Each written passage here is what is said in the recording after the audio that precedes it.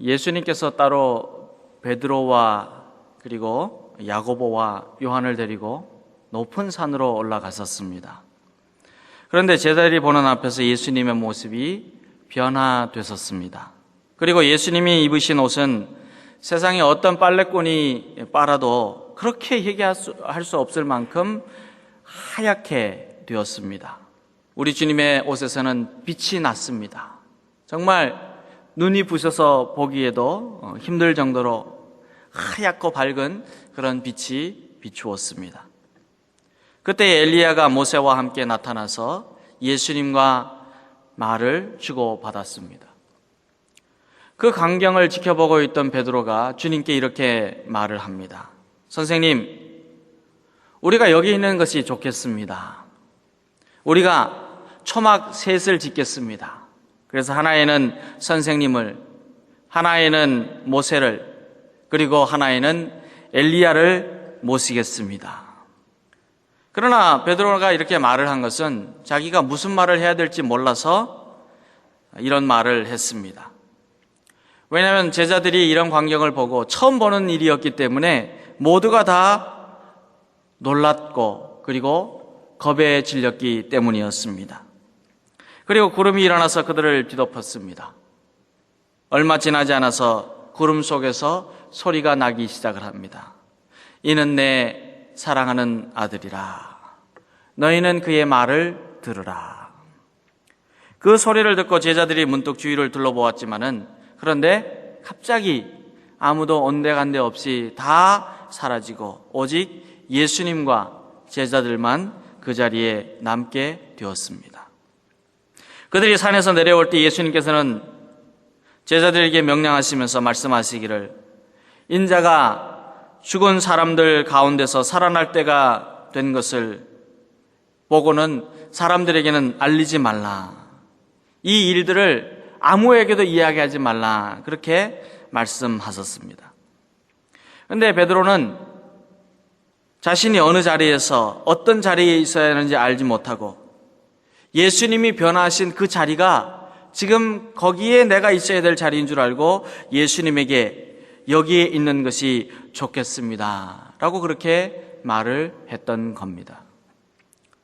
사랑하는 성도 여러분, 혹시 우리도 여기가 좋겠으니 초막 셋을 짓고 여기서 살겠습니다. 그렇게 말하는 베드로와 같이 내가 앉아있는 지금 이 자리, 내가 지금 살고 있는 여기 일터, 내가 하고 싶은 이 일이 나에게 있어서 제일 좋은 자리, 다른 사람은 앉아서는 안 되는 그런 자리라고 생각하면서 살고 있지는 않은가 한번 생각해 보아야 합니다. 물론 만물에는 다 자리가 있습니다. 있어야 할 자리에 있어야 참 아름답고 그리고 편리합니다. 그런데 있어야 될 자리에 없으면 필요할 때 당황하게 되고 엉뚱한 데 있으면 문제가 생기기 쉽습니다. 음식을 우리가 음식 그릇에 담아야 하고 채소나 과일이나 곡물은 땅에 심겨져야 하고 그리고 심지어는 달리는 기차는 기찻길에 있어야 합니다. 그래야 풍성하여지고 안전하여지고 그리고 또 문제가 생기지 않습니다. 그렇지 않으면 그 기능을 제대로 발휘하지 못하여서 어떤 경우에는 죽음을 불러올 수도 있다는 것을 우리는 알아야 합니다. 내가 생각하기에 지금 이 자리가 맞는 것인가? 그렇게 볼지 모르지만 성도는 마땅히 있어야 할 자리를 찾아야 하고 그리고 있어야 할 그 자리에 있어야 합니다. 하나님은 오늘 우리를 하나님의 자녀로 부르시고 예수님 안에 살게 하셨습니다. 하나님은 우리가 주님의 주신 자리에 앉아있지 않으면 내가 지금 어디 있느냐 물어보시면서 주님께서 만드신 그 자리에 앉아있기를 원하고 계십니다. 그러면 하나님의 자녀가 된 저와 여러분이 앉아야 될 자리는 어떤 자리이겠습니까? 우리는 주님이 준비하신 자리, 주님이 만드신 그 자리, 거기에 있어야 하겠습니까? 우리는 주님을 만나는 자리에 있어야 하고 주님이 우리를 위하여서 준비해 두신 그 자리에 있어야 하는데 내 생각에 여기가 내 자리라고 생각하고 있을 때는 그때부터 문제가 생기기 시작합니다. 오늘 본문은 여호와께서 이 땅에 오신 그리스도께서 어떤 분이신가를 이사야 선지자를 통하여서 선포하고 있습니다. 우리는 구주 예수님의 모습을 통하여서 우리가 어떤 자리에 있어야 하는지를 깨닫는 시간이 되기를 주님의 이름으로 기원합니다. 오늘 말씀을 보면 예수님은 의의 자리, 공의의 자리, 진리의 자리에 계시는 분이신 것을 배우게 됩니다. 우리가 어떤 자리에 있어야 되느냐? 주님을 만나는 자리에 있어야 되는데 주님은 그럼 어떤 자리에 계시느냐? 진실한 자리, 의의 자리에 계시는 분이라 하는 말입니다. 1절 말씀을 보면 메시아 예수님이 이 땅에 공의를 베푸시는 분이라 그랬습니다. 공의가 뭐냐면 공의는 정직함입니다. 공의는 바르고 옳고 진실한 삶입니다. 그렇기 때문에 공의의 하나님께서는 어떤 부정도 어떤 불의도 용납하지 않으십니다. 하나님은 오직 이 땅에 진리를 행하시기를 원하셔서 진리의 말씀으로 임재하시는 분이십니다. 그렇기 때문에 하나님께서는 독생자 예수님에게 공의를 베푸는 일, 곧 진리를 행하는 일을 맡기시기 위하여서 성령의 기름을 부으시고 특별히 구별하여서 택하셨습니다. 그리고 십자가의 사랑, 십자가의 희생으로 모든 사람을 의롭게 하셨습니다. 그런데 이 시대를 사는 많은 사람들은 너무나도 이기적인 마음을 가지고 있어서 의롭게 살기보다는 자기의 의견, 자기의 주장만을 내세우는 자기 중심적으로 살고 진정성으로 살기보다는 거짓으로 살아가는 모습을 많이 보게 됩니다. 이런 마음으로 살면 더 먹고 더 많이 벌고 더 많이 누려야 된다는 생각 때문에 공의를 행하는 일에는 관심을 두지 않습니다. 진실한 마음으로 사는 것에는 마음을 쏟지 않습니다. 이런 마음으로 살면 하나님의 뜻, 하나님의 사랑, 하나님의 소망, 하나님의 비전이 자리할 공간이 없습니다. 그래서 소망도 없어지고 평안도 없어지고 기쁨도 없어지고 그리고 하나님께서 주시는 비전도 없어지게 됩니다.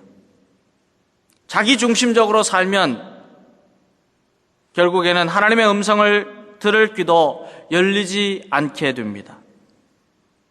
우리가 사는 사회도 불의가 얼마나 가득한지 모릅니다.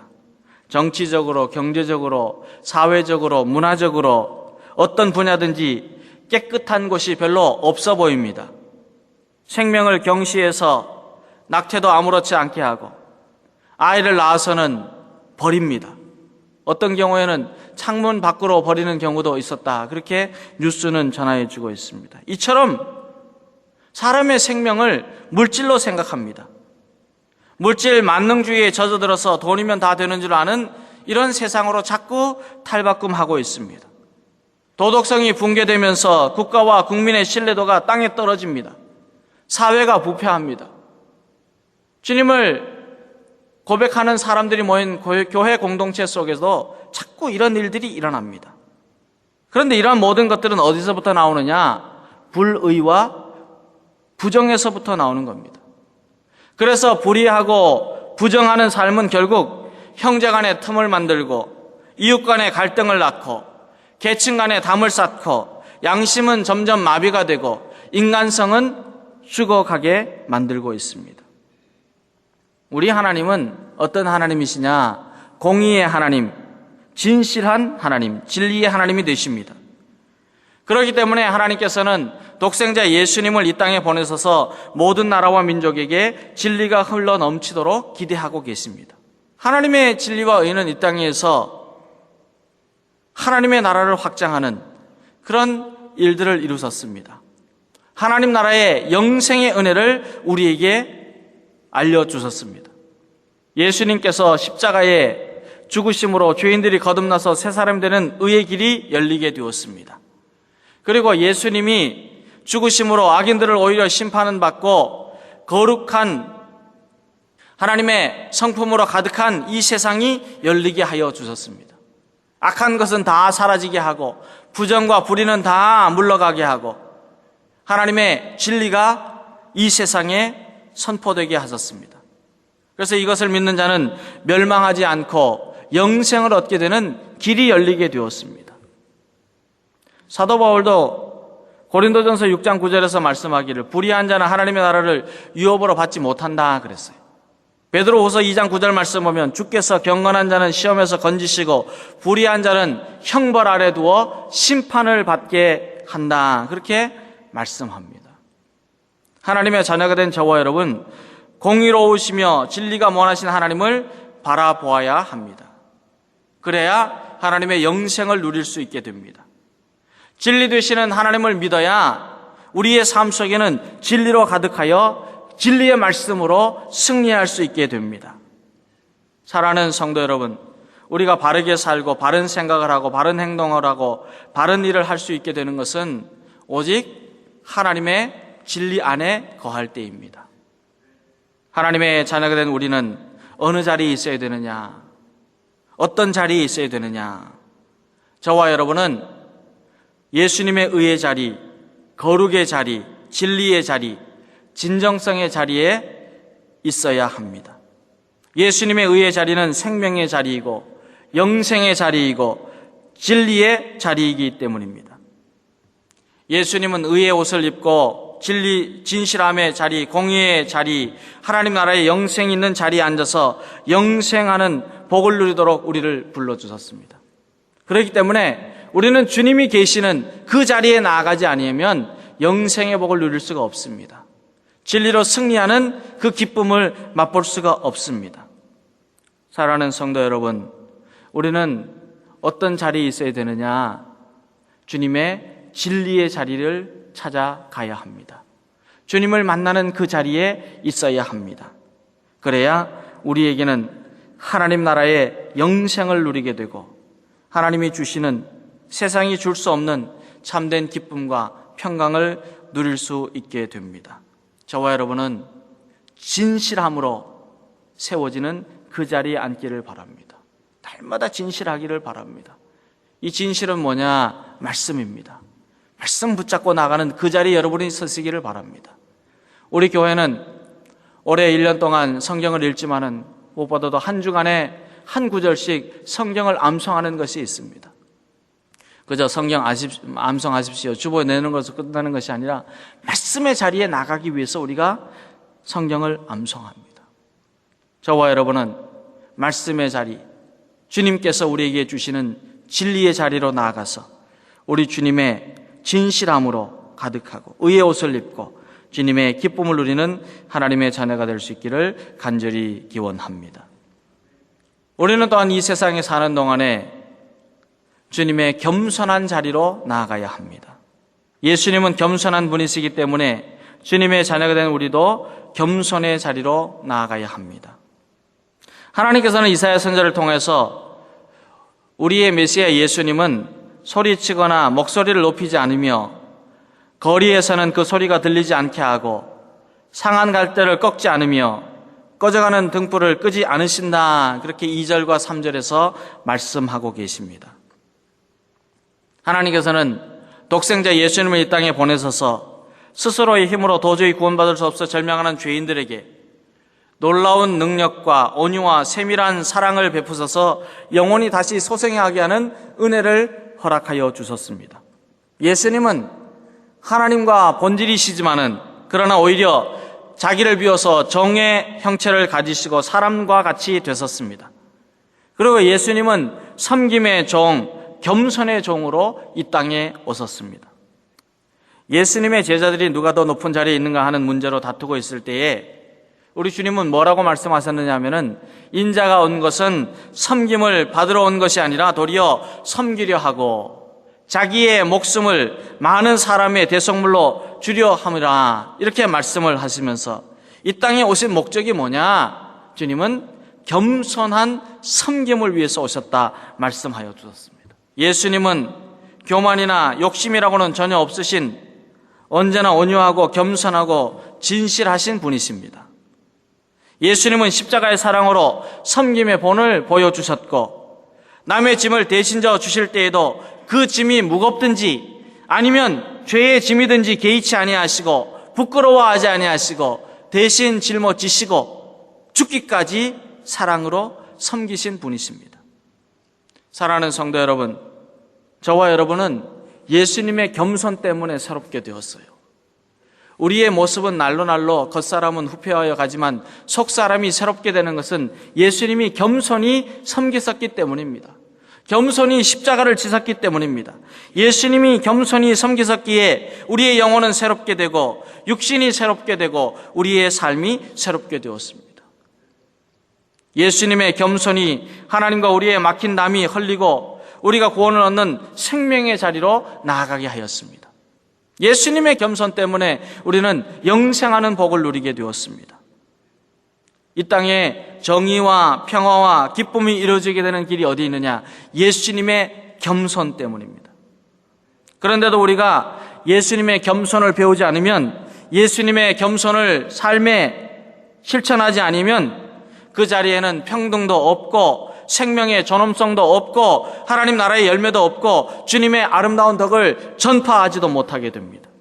잠언서는 우리가 겸손하지 못하고 교만하면 모욕을 받고 멸망하게 된다 말씀합니다. 살 길이 뭐냐? 주님의 겸손을 배우는 삶입니다. 우리가 주님의 겸손을 본받는 자가 되면 하나님이 우리를 인정하시고 우리를 통하여서 하나님께서는 무한하신 능력을 이루시게 됩니다. 저와 여러분은 예수님이 앉으신 그 겸손의 자리로 나아갈 수 있기를 바랍니다. 그 자리에 우리도 앉기를 바랍니다. 내가 나를 내세우고 내가 나를 자랑하고 나를 주장하기 전에 먼저 주님이 앉으신 그 겸손의 자리에 우리가 나아갈 수 있기를 바랍니다. 천재로 불리던 한 소년이 있었습니다. 그의 인생은 항상 오르막길이었습니다. 그리고 그는 주위의 기대대로 여러 대학에서 강의를 하게 됩니다. 그가 쓴 책만은도 40여 권 이상 모두가 베스트셀러가 되었습니다. 그를 만나기 위해서 모든 사람들이 모여들었습니다. 그래서 그는 인기도 누렸고 명예도 누렸고 부도 누렸습니다. 모든 것을 가지게 됩니다. 말 그대로 그에게는 부족한 것이 아무것도 없었습니다. 그는 누가 보아도 이 세상에서 성공한 사람이라 그렇게 말할 수 있었습니다. 그러던 어느 날 정신박약이 아닌 아담이라고 하는 아이를 만나면서 생각이 바뀌어지기 시작했습니다. 노틀담 대학의 교수를 역임하고 예일 테올로지컬 세미너리의 교수를 거쳐서 하버드 디비니티 스쿨에서 교수로 베스트셀러 작가로 지위와 인기와 명성을 가졌지만은 한 아이를 만나면서 그의 인생의 전환점이 오기 시작합니다. 그리고 그는 모든 특권을 내려놓습니다. 정신박야가 장애우 수용소에 들어가서 섬기기 시작합니다. 정신박야가의 용변을 받아내고 식사를 돕고 몸을 씻는 목욕을 돕는 이런 일을 하였습니다. 세상적으로 보면 이해할 수가 없었습니다. 그렇게 인기가 올라가고 많은 사람들에게 명성이 있었던 그가 이처럼 세상적으로 구질구질한 일을 했습니다. 사람들이 물어봅니다. 왜 그런 일을 하십니까? 꼭 그렇게 해야 되겠습니까? 그런 일은 당신이 하지 않아도 다른 사람들이 얼마든지 할 수 있지 않습니까? 당신이 이렇게 하는 것은 위선이 아닙니까? 오랜 세월이 지난 후에 한 권의 책을 썼습니다. 1992년도에 출판된 In the Name of Jesus라고 하는 책입니다. 한국어로도 번역이 되었습니다. 예수님의 이름으로. 이 사람이 누구냐 하면 말년에 토론토 캐나다 근처에 정박의 시설의 장애인들을 돌보다가 1996년 하나님의 부르심을 받은 21세기 최고의 영상가로 꼽히는 헨리 나우엔이라고 하는 분입니다. 그는 책에서 그가 정박아 수용시설의 아이를 돌보고 사는 이유를 이렇게 밝혔습니다. 제 자신이 오르막길을 갈 때는 성공과 칭찬에 가려서 예수님이 보이지 않았습니다. 그러나 제가 내리막길을 갈 때에 예수님이 보이기 시작했습니다. 헨리 나우엔은 오르막길에서 만나지 못했던 주님을 겸손의 길에서 만나게 됩니다. 높은 자리에서는 주님을 경험하지 못했지만은 낮은 자리로 내려오고서야 비로소 주님을 경험하게 되었습니다. 사랑하는 성도 여러분, 성경은 말씀하기를 겸손한 자는 먹고 배부를 것이며 겸손한 자는 지혜를 얻고, 겸손한 자는 영예를 누리고, 겸손한 자는 기쁨을 얻고, 겸손한 자는 소원이 이루어지게 되고, 겸손은 종기의 앞잡이가 되고, 겸손한 자는 하나님의 구원을 얻게 되고, 겸손한 자는 여호와께서 붙들어 주시리라 약속하고 있습니다. 이제부터 우리가 앉는 자리, 앉고 싶은 자리, 앉아야 할 자리는 주님께서 앉으신 겸손의 자리가 될 수 있기를 바랍니다. 우리의 삶의 자리는 겸손하신 주님이 앉으셨던 그 자리가 될 수 있기를 바랍니다. 그래서 거기에서 겸손하신 주님을 만나고, 거기에서 겸손하신 주님을 따라가는 주님의 겸손한 사람들이 되어서 이 땅 위에 주님의 사랑으로 가득하게 이루어가는 우리 주양의 성도들 될 수 있기를 주님의 이름으로 기원합니다.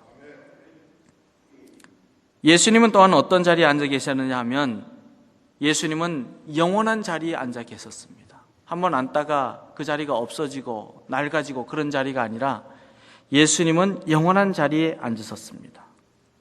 저와 여러분도 예수님이 앉으신 영원한 자리에 앉을 수 있기를 주님의 이름으로 기원합니다. 지금 우리가 살고 있는 이 세상을 낙원으로 생각하는 사람은 아무도 없습니다. 이 세상은 너무도 불의하고 부패하여서 소망이 없고 영원한 것도 없고 모두 일시적인 것 뿐이기 때문입니다. 그래서 사람들은 불안해하기까지 합니다. 어떻게 하면 좋을까? 절망에 빠지는 사람들도 있습니다. 우리가 이 세상에서 소망을 찾지 못하는 이유는 주변의 상황이 너무나도 자주 바뀐다는 점입니다. 유행도 바뀝니다. 생각도 바뀝니다. 사람도 바뀌게 됩니다. 그래서 현대인들에게는 변화하는 흐름을 따라가는 일이 가장 부담스럽게 느껴진다, 그렇게 말하기도 합니다. 그런데 변하지 않는 것이 하나가 있습니다. 예수 그리스도입니다. 예수 그리스도의 소망은 변하지 않습니다. 예수님의 사랑은 변하지 않습니다. 예수님의 구원은 변하지 않습니다. 예수님은 영원하신 분이시기 때문입니다. 4절 말씀을 보면, 그는 쇠하지 아니하며 낙담하지 아니하고 세상에 공의를 세우시기에 이르리니 섬들이 그 교훈을 앙망하리라 그랬어요. 변하지 않기 때문에 이 세상의 모든 이들이, 그 땅에 속하 있는 모든 만물들이 우리 주님을 찾고 또 찾으며 가까이 나간다 말씀하고 있습니다. 우리 주님 예수님은 어제나 오늘이라 동일하신 분이십니다. 영원토록 동일하신 하나님이십니다. 천지를 창조하신 예수님, 처음과 나중이 되시는 알파와 오메가가 되시는 예수님, 우주 만물을 다스리시고 심판주로 이 땅에 오시는 예수님은 처음이요 나중이요 영원토록 우리와 함께 하시는 임마누엘이 되십니다. 그렇기 때문에 영원하신 주님이 되시는 예수님께 나아갈 때 우리는 세상을 이기는 능력을 얻고 영생하는 은혜를 누리게 되고 예수님의 진리 안에서 영원히 사는 값진 인생이 됩니다. 우리가 앉아있는 자리는 영원하신 예수님이 만들어주신 그 자리인가? 내가 있는 그 자리는 영원한 것을 따라가는 자리인가? 아니면 내 자신만의 울타리를 세우기 위해서 내가 존재하는 그 자리인가 생각해 보아야 합니다. 지금도 세상의 자리에 앉아서 영생을 찾고 있지는 않은가? 우리는 스스로에게 자꾸 물어보아야 합니다. 사랑하는 성도 여러분, 저와 여러분은 날마다 예수님이 마련해 주신 영원한 생명의 자리로 나아갈 수 있기를 바랍니다. 세상이 줄 수 없는 평강을 누리는 자리, 인생의 진정한 비전이 있고 꿈이 있는 소망의 자리, 참으로 주님의 주시는 말씀의 자리로 나아갈 수 있는 주님의 자녀들이 될 수 있기를 바랍니다. 저와 여러분은 메시아 예수님을 만나는 그 자리에 있을 때에 가장 빛이 납니다. 가장 큰 은혜가 있습니다. 주님의 복이 있습니다. 포도나무가 포도나무에 붙어 있지 않으면 스스로 열매를 맺을 수 없지만 포도나무 가지가 포도나무에 붙어 있으면 많은 열매를 맺는 것처럼 우리가 포도나무 되시는 예수님에게 붙어 있으면 우리가 예수님의 말씀의 은혜, 풍성한 열매를 맺는 은혜, 모든 일을 이루는 은혜, 승리하는 은혜를 누리게 됩니다. 예수님은 우리가 생명의 자리, 생명을 살리는 자리에 앉기 위해서 이 땅에 종의 모습을 취하시고 사람과 같이 되셨습니다. 저와 여러분은 날마다 순간마다 예수님을 만나는 진리의 자리로 나가고 영적인 자리에 앉을 수 있기를 바랍니다. 예수님이 본을 보이신 겸손의 자리, 영원한 생명을 주시는 생명의 자리, 소망의 자리, 사랑의 자리에 앉을 수 있기를 바랍니다. 내가 있는 그 자리가 향기가 나야 되지 않겠어요? 내가 있는 그 자리가 생명을 일으키는 그 자리가 되어야 되지 않겠습니까? 그리스도인인 저와 여러분이 앉은 그 자리가 참으로 이 세상에 소망을 선포하는 자리가 되어야 되지 않겠습니까? 예수님을 만나는 그 자리가 여러분과 제가 서 있는 그 삶의 자리가 되어서 주님을 영화롭게 하고 주님의 풍성한 생명의 일, 살리는 일에 쓰임받는 복된 생애가 되기를 주님의 이름으로 기원합니다.